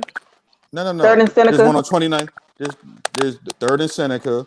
The one is still downtown. The one is still on 29th Street. You know what I mean? Like there's still libraries. But okay, so for instance, library. Not for instance. No. So, but then there's the one out there by the Colonial Park Mall. Right. Still. But you're by saying that you're automatically assuming that people have access to get to those libraries. Right. So if you like, for instance, Uptown Shopping Center had a library. There wasn't a damn thing in there. Like nothing. There was like a little boat pillow thing in the front, a couple of books on the sides, and a table in the middle. There was nothing in that library. So even when I got to high school, that's what I'm saying. But even when I was in high school, I would go to Hoy House to Colonial Park Mall to go to the library out there because that was the only one that had anything in it. And then senior year, I was going to hack and sneaking in their library. But you're also talking about different times too, where there's more computers in a lot of them. So like the one on 3rd and Seneca is nice. It's very nice. They downsized, like you said, they don't have the one at Uptown Shopping Center. They have it on 3rd and Seneca. They have a good 8 computers because there's adults in there that sit there continuously and apply for jobs and things in there. But now you gotta fight some grown ass man playing Fortnite on a computer to go do some research on racism. There's a timer on them, and this He's is the still thing. playing This is what I'm Fortnite. saying. Nah, it's about knowing. Like seriously, like there's timers on them that you can only be on them for so amount about time, and you have your card and your access thing that allows you to know that, and that's for the kids, so they can be on those things. And generally, and they have certain times where there are just for the kids. You know what I mean? But that's what I'm saying. Like these kids have phones, and there's different things that access is available. Like But you get cheaper again, phones. Like you're assuming that all kids have phones. No, I'm assuming that you can reach out and find internet somewhere. So, all right, here for instance, there's an area called Thomasville. You go in Thomasville. It's like I think like Southwest Atlanta. I can guarantee you, there's not a fucking library over there. Is there a McDonald's with free Wi-Fi? There's probably a McDonald's. Does McDonald's have Wi-Fi? More than likely not. It probably has a lock on the door as well as the bathroom doors. And there's probably like gates on the windows. They probably like have the food like little turnaround thing where you get your stuff at. It's just there's areas of Atlanta that are considered deserts, and there's no resources in the desert area. So the kids that are over there, they have no anything. Like there's, you say like food deserts, tech deserts. Like there's no resources in those areas, and they're not going to go there because they're not going to put their money in that community when we can put it into the next one over, who's a little bit more affluent than that one is. So it's just different people's circumstances may eliminate them from that access to where their only ability to get on a computer might be at school. And then now you're fighting like 30 other kids to get computer time. So I think it's a matter of like resource. And if we're not equally resourcing communities, it's like somebody's going to be at a deficit. I'm sorry, I got a liners in. I'm trying to like talk around them. Something I run into at work too is we have a lot of families who live in very rural areas of Pennsylvania where they only have dial-up internet available. And when's the last time anyone widespread used? Yep. See, she got dial-up. Mo got dial-up. Yeah, I get what y'all saying, but what I'm saying is, regardless of how good the quality or whatever it is, you still have the resources. So you got to learn how to plan your time around it. You know what I'm saying? Like you still have it, like period. Like you know what I mean. And if you don't have it, you use it accordingly. That's what. I'm not saying that in everybody's case, but in a lot of cases, people figure it out, and you'll figure out anything you want, and that's in life. You know what I'm saying? Like if you really want something, you figure out how to work around it. You know, I agree with you to a certain extent, but take all of the words that you just said, right, and everything that all of your ideas, and imagine Karen saying that same stuff to you. You're not going to agree with it. Because you're gonna say the exact opposite of what you just said. You said because Karen said it? Yeah, because Karen said it. Because Karen on that bullshit. Yeah, because Karen said you can go figure it out. You don't got a computer, figure it out. Karen said pull yourself up by your bootstraps. Meanwhile, it's like Karen's computers from her great grand people being slave owners, which is why she's a billionaire. So you can say that. You got the access to it. You're a Rockefeller. Right, but then without the critical race theory being applied with the history and answers, you're not going to be able to have these resources to understand it and have people start getting reparations or things like that. But also, I am black, so that's why I'm speaking from that because I do know that sometimes we do have to take accountability, and I'm not on no acting like anything like I'm above anything or above, you know what I mean, like reproach or anything like that. But I want it to be known that some things that we can deem less important are actually more important. And we tend to not do that. I think the difference is that here, all of our parents were supportive in being able to provide the education that we needed and be an example. Whereas some individuals don't have an example. They don't know. What you don't know, you don't know. Mm-hmm. So and you're not going to no damn library. Go sell that rock. No. That's silly. But I think that's true. Given the mindset our parents gave us the mindset that we had to have to actually push through a lot of stuff. And like Shah said though, but working on the other side, you do have parents that send the kid out to the block to go get the money because that's the only source of income they're going to have to come in. So, we got to change. It's a lot that we will have to change that make it to where we talk about we need to make it to. Some people think that, that's the only way that they're going to be able to survive. But not knowing it's a whole lot of world out here and it's a whole lot of legal hustles that you can actually do to make money outside of risking your freedom to go to jail. So, and like you said, like generational, like you said, like there's generational hustlers, generational, like you said, but you have to be able to teach people about the resources and being capable of doing other things. Like that's why shit like being coaches and different things and showing them. But like you said, you have this, like in our day, like you said, we couldn't do this podcast 10 years ago. And that doesn't even seem that far. You know what I'm saying? Like we're in different cities, different states, and different homes. And then now, matter of fact, not even 5 years ago, you know what I mean? Like it wouldn't have been this quality. So to act as if like what's capable of being done right now with the internet and just being able to research and look into stuff as far as getting knowledge of self and just things that can help you benefit yourself, it's not as much of an excuse, man. Like it's hard for me to be that shit. I think the reason that it's hard for you to like excuse it is because you're a responsible adult. So had you not been a responsible adult and your kids weren't brought up by a responsible adult, their circumstances are different. So what we have access to is because we've taken responsibility to make sure we have the access to those things. So when you get a kid who is 15 that leaves their city for the first time, they've never been outside of their city. It's like that's different than a kid that's 7 that already has been to Disney World 4 times. It's just the access and the availability of things are different. So you can only do what you see in front of you. If you don't see it, you can't really get there. So if you're in a house that doesn't have internet, you got to figure out the internet access again.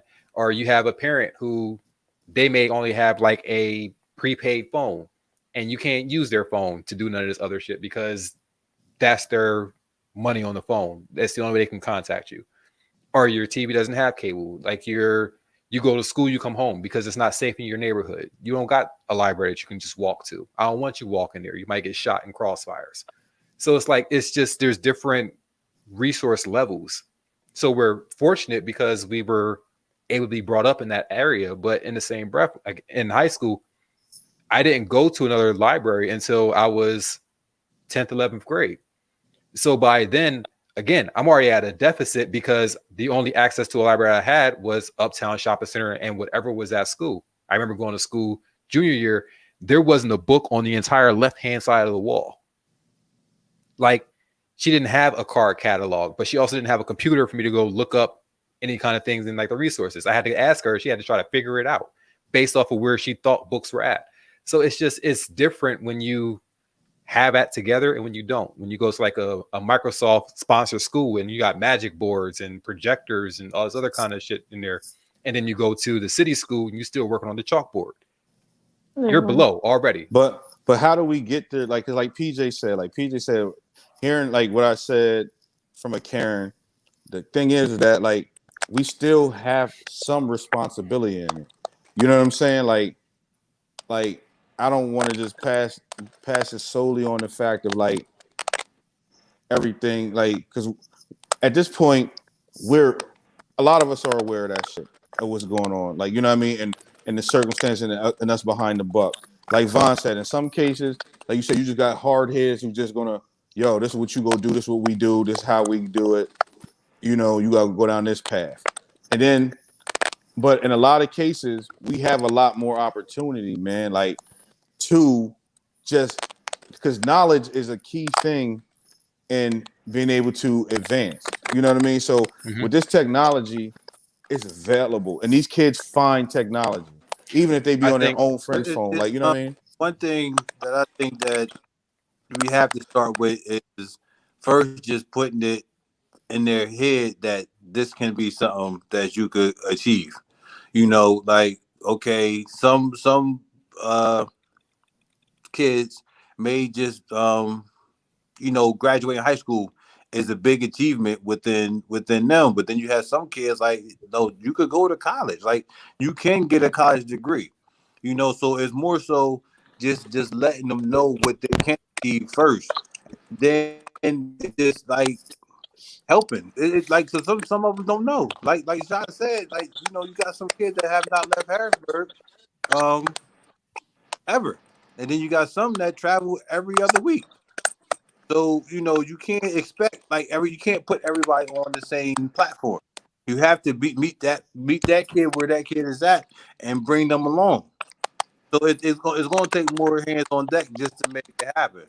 And I just like I'm just saying I like think in we need general, to. understand the Harrisburg period because that's where the kids I work with is at. But you got to meet that kid where they at and then show them that it is more out here for them to do. I think we got to learn financial responsibility and importance, and that's the way we're going to get things The thing with corrected. that, Because, go ahead. oh, I'm sorry, but that right there is also banks. The banks will come out and talk to the kids about that. So what you just gotta like that's a resource that adults will have to find and bring to the kids, but the banks are actually sitting there saying that we are interested in doing that. We want to do that. That's what something that we want to. We can't be the only ones providing it. Like if you have a program, you have kids out here that you work with on a daily basis. Bring us in for like an hour and we'll talk to them. That is something that is out there for us to do. But it's just like who's gonna do it? Shot, if you talking, we can't hear you. He's definitely talking. We just can't hear him. Yeah, because I was looking at it and saying, my Still thing is talking. like with us, and we got to stop doing. We got to stop because, like I'm saying, like we spend money, like we contribute so much to this economy, and we're so hung up on making sure our kids have shit that we didn't have, but not the right things we didn't have. You know what How I about mean? the And like I said, wrong? like you know what I mean, right? So that's why I said like the financial responsibility, the proper investments, and things like that. And I think that's part of the responsibility that we play in that, because we know we're not given the same chance. So you got to sit here and actually teach them the right way. So is that him? Is he all right? He's working on it. I just texted him. What else you got to say, PJ? I don't have anything to say on that, but this is kind of a little bit off of. This is something that you mentioned earlier, but we were talking about how fortunate we are to have been brought up in households where we were steered in the right direction. But when does that become a privilege? Is it a privilege? No, but listen. No. Yeah. We're saying we were fortunate to be steered in the right direction, be able to do this much. But then you can have somebody who we perceive as privileged feel the same way. They're like, no, I was fortunate enough to have parents that were able to put me in this school, this private school, and have this. When does it become a privilege? I think privilege for me, like I tell people all the time, I was not a first generation college student. And so when it came time to finance college education, my dad was on it, because it wasn't just because like when I talk to people sometimes who have no clue about financing education post high school, they just say, oh, well, they need to get a scholarship, not understanding that sometimes you got a nickel and dime. Like the money I got for school was nickel and diming, and that was in grants. That was in and I think most of us here have had the Shoemaker scholarship. Like Shoemaker covered half my tuition for part of my college time, and understanding and also understanding deadlines. But I had a parent who did that, and so it wasn't just my dad just paying out of pocket. Also, my father had a home that, hey, I got to get these loans. I have collateral. So like that itself is a privilege. My father is also a certified educator. So from start to finish, and as someone who was in a gifted program, he understood what I was entitled to, and B, what, when he looked at my gifted IEP, he knew what everything was supposed to be. He knew what accommodations I was supposed to get, and that's it. So it wasn't him solely waiting for the school to do it or them saying they were going to do it. So having someone who even knows how to navigate a system, even if they don't financially have it all, that's a privilege in itself. Someone who knows the questions to ask. And I deal with that at work all the time, where someone says, well, like I've had people say, well, what should I be asking? I'm like, I don't know, because I don't fully know your situation. Whereas you have other parents that are like, this is what I'm looking for my child's education. I want to know if you have these things available, because they've been involved, whether they are college educated or whether they took the time and had the time to understand what they're looking for their child. Well, see, that's one thing there too. So like you say, you had a parent that was knowledgeable, but that is not the case all the time. No, not at all. and I'm from the other side that we didn't know anything. I'm getting athletic to go places, but I'm not sure like if it's the right thing to do. Like it's just it was so much behind it that we was going through blind, like blind leading the blind to set up me going to actually going to college, picking school because of like basketball players instead of making sure it's the right school to go to educationally first. And that's one thing like that I think that it has to be taught. That's why I do, now that might not be the school for you academically. What do you want to go to school for? Like that's the whole thing that you have to look at because you want something after basketball. You got till 30. You got a whole life. You got a whole like at least like another 40 years after you done playing basketball to live life. So what is your next step going to be? Now you can play basketball but still work towards that next step. And that's what I try to build. But it just having and making decisions at 18, like just what you want to do. I'm 18 years old. Like you're not making no like solidified decision at 18 years old that's going to sit there and structure the rest of your life. You still 18 years old. All you worried about is how much playing time you're going to get. So can you hear me? Yeah, we can hear Now you. we do. We can't see you though.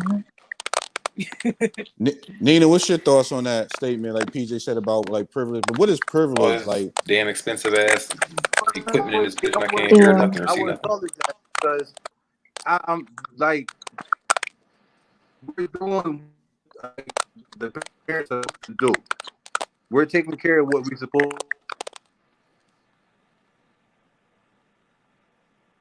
to. Okay, so I can keep close. That's what's going on. So you're going to start preparing. You're going to start getting knowledgeable about the situation. Get out. I'm not saying that. Like I'm just saying like that. That's what like parents supposed to do. Like I think privilege is talking like I'm about to make sure you get into Howard University like right now as an 8th grader. Yeah, I gotta make a couple phone calls to get you in to get you early acceptance into college. That's privilege. But what we talk about like right now is just that's how I'm taking it. Yeah, that's how I would view privilege. But for individuals that may not have any parental guidance or background, or have the ability to be able to see a dream come true, may view it as a privilege that, oh, her mom, went to college, her mom has a job, her parents are able to buy her those things, so she's privileged. Whereas in my mind, I don't view it that way. I view it as a parental expectation. I have these skills that I've obtained over years, and it's my expectation as a parent to pass that on to my children. Um, but as far as a privilege within today's society, I don't view it that way. But like I said, individuals that may have less would probably possibly could. So PJ, do you feel like we were all privileged, or was it just a matter of like we were all privileged, or was it just a matter of like? Why does it sound like that? So like, because you said, is it echoing? So like, you said, yes, it's echoing and repeating itself. So like, do you feel like when you said privilege, like she said, like Nina was just saying, like, what is the expectation? Like, is it so hard for us to have normal expectations as Black people? Like, you know what I mean? Like, you know what I mean? Like we like you said, we'll make fun of positive shit just because that's how we are. Because we think like the struggle is how we're really supposed to be. Like, you know what I mean? Like privilege, like that should really be a parental expectation to pass on generational knowledge. You know what I mean? Itself. And I agree with that, but what I'm saying is for the truly privileged people that we look at as villains feel the same way. But what's privilege? Like what's privilege?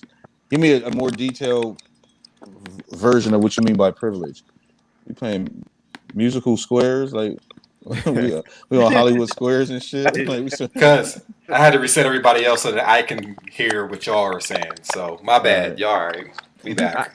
I look at privileged as those rich kids who've who whose legacy is in the Ivy League because their parents were there. They have an easy way to get into there. They have the access to the education that we don't have access to, which already gives them a step up. Okay. That's privilege. You know what I mean? And but Knowledge it and accessibility, right? but is it truly privilege? You know what I mean? Because they're not saying they're not putting forth the work. They just have an opportunity based on their privilege, an opportunity that we may not get. Hell yeah! If you get I to think there start, are levels. if you get to start the I'm gonna race, play and you get to start from a like. I'm sorry. Go ahead, yo. I think there are levels to privileges though, which is why I say, yeah, like I tell people, yeah, I grew up in a single parent household, but I had an educated parent. And even just having that one educated parent kind of kind of set me in a place where there were smaller things that I didn't have to worry about when it came to school, and that because my parent already knew how to navigate it. And the teachers were on alert like, oh, we can't screw her over. We can't try to put her in BS classes because this is what her father expects of her and this is what she's supposed to get. And so, I mean, there are absolutely levels to it. And there are things like, for example, there were a couple years when my dad didn't have a car, but when it came to like my summer activities, when it came to band, we still got places because he knew people who he had friends whose cars he could use, or he knew people that could get us places. And I had friends who, they couldn't participate in certain activities because after school they had to watch their siblings, because they didn't have a support system, or they didn't have a parent who worked maybe like a traditional 9 to 5 or 8 to 4. It was more of, oh, they go to work at 8. So they're the ones that are with their siblings in the evening, or they're the ones that have to get up. Like I didn't have to worry about waking a sibling up and waking siblings up and getting them to school. I could solely worry about myself. So those are things that I consider privilege when you're talking about putting a child on a trajectory to be successful. Like I was able to be a kid. And I think that's kind of what the ultimate explanation of critical race theory entails. It's just making you aware of understanding how history has put some people at a disadvantage by the smaller things that are being done. So, like the welfare system made black families separate. They don't want to talk about that. Like you couldn't have both parents in the house and have welfare. Somebody got to go. Dad has to stay out of the house. Yeah. I'm saying it's like but that was just in the black side. If it was a white family, your mom and dad can both stay there. There's that I know for a fact. There's millionaire Jewish landlords in New York City, and their wives are on welfare, but the man is a millionaire, and they know how to work the system to the point where everything else is taken care of, and he's just making money on the side as if he's not a part of the household. So it's just there's systems that are in place that we just don't have that access to. Like even when it comes to like fair housing and things like that, there's housing complexes that black people just can't live in. There's neighborhoods you can't live in. There's neighborhoods that won't let you live in there because it's historically been a white neighborhood. And if the neighborhood council decides that they don't want you in their neighborhood, they don't have to let you in. Or like even if you watched them, the series that was on TV, and they were talking about how the banking system controlled the housing market and how they were pushing people into specific loans so that they can eventually What you lose their going to homes. do? What you going to do? So it's like that kind of stuff. It all pushes into that. It pushes into that critical race theory to where if you understand everything that happens, then it makes you more empathetic when someone says, "This is what I'm going through, and this is why these things are more challenging for me." Instead of saying, "Well, I was able to do it, so I don't understand why you can't." You don't See, have the same backstory. I think that kind of plays a role into that. What you don't know, you don't know. So individuals at that time, when we were talking about them, they would take and accept those loans at a higher interest rate because they didn't know that that my next door neighbor has their interest rate is 2% more than mine, and we have the same established credit. The same thing goes hand in hand with like today's society. Like I feel like we as a people, we don't talk about like financial matters. For an example, like going to college, there were some individuals that were in college that already had established credit. And when I say established credit, I'm talking about 700, 800 scores, because simply because their parent was knowledgeable enough to put them onto their credit card as an authorized card holder at the age of 16 to build their credit. So by the time they graduated, they were able to purchase whatever they wanted to buy. So it's things like that are unspoken, and only if you have that knowledge that you are aware that these things could happen. And I think that just lack of resources in general for individuals just don't know. You don't know. That's what I'm saying. So once you're educated on, you can't say that, oh, we didn't know this was happening. Like, it's happening. And tune into the GQ podcast because you always will learn something every week. It don't matter if it's funny, essential to your learning. Like, you go learn something. It doesn't matter who it's from. Just want to make sure I shout us out. Nah, it's always going to be a little bit of funny in there. Yeah, but all right, yo. So anybody got closing thoughts here? Wow, come on, promoter. Yeah, that's what's up. You got to say it at the beginning and the end. I like that. We got to say it at the beginning and the end. All right, so we did have a couple of comments in there while we were talking. While we were talking about Dipset, Todd said, know the words of your own songs, that would help. Megan Curtis said, when we were talking about critical race theory, you can't see where you're going if you don't know where you've been. So knowing the history is just as important as helping change what it is. Or helping to change what is. It was really dope. Brad said, talking critical race theory again, but they were talking about Robert E. Lee and the Confederate generals, but not the slaves they executed. Eddie's emotional. He said, I love y'all. Sean Ray Williams said, it goes back to it takes a village because everyone not being taught the same things. And Ellie said, another great session. Thanks, cuz. Boog says, Shaw said it out loud. Yes, Dipset is trash. Nah, he's talking about you went to a Destiny Child concert. Destiny Child concert. That's what he said. Yeah. I ain't got no. There's no shame. I had a great time. We had a ball. I've been sure you Destiny did. Destiny Child concert. A. Marie opened up. She had a whole chick, like full band behind her. They killed it. Like it was a dope concert.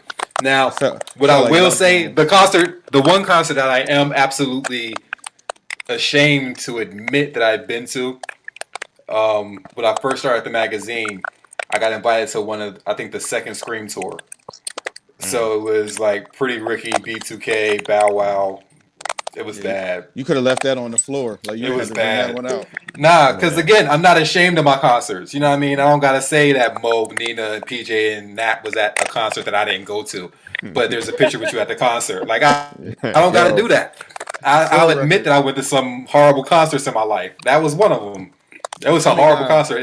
There's nothing worse than being around like 1,700 screaming 13 and 14-year-old girls when Marcus Houston is on. It's sitting there with your lady and your sister, and they in the beehive, and then you see your friend, and you see he has the get out face too because he's there with his wife, and he's saying it like so you take a picture together like we both looking like get out with the tears like we here together with them. So is that that's an admission. Is that an admission that you were at the concert?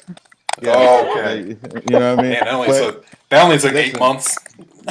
Years. Look, from whenever Mo took a picture, I said, "Yo, don't let nobody see that. Where's that?" And then she said it was a new concert. I ain't know none of that music. And she was singing and they was dancing all up in the stands. I was sitting there like, huh?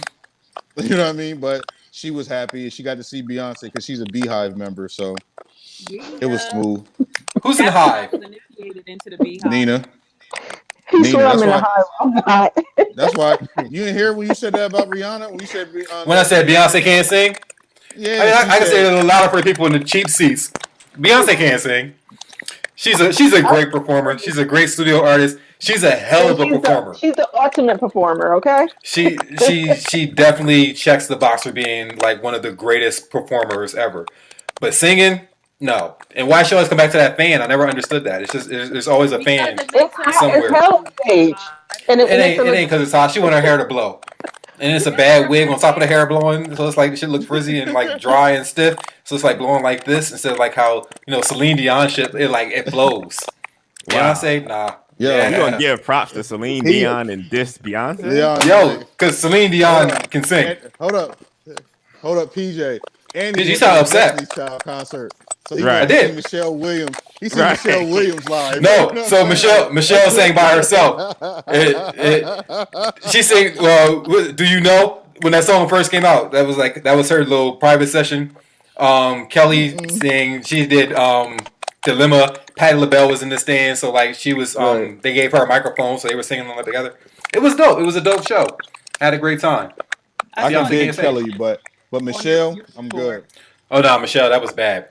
I mean that song. She sang that song. It was the only song she sang, but I mean everybody else had whole sets. She had a song, and she came out like a prom gown. It was bad. It was a bad look. Word. So But, I you guess know. that's it. That's it, man.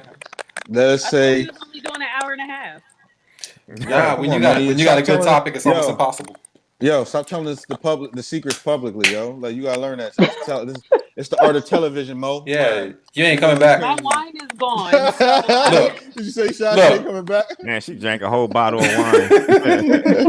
She did. She did drink a whole bottle of wine. What's that now? Mo? bring me back.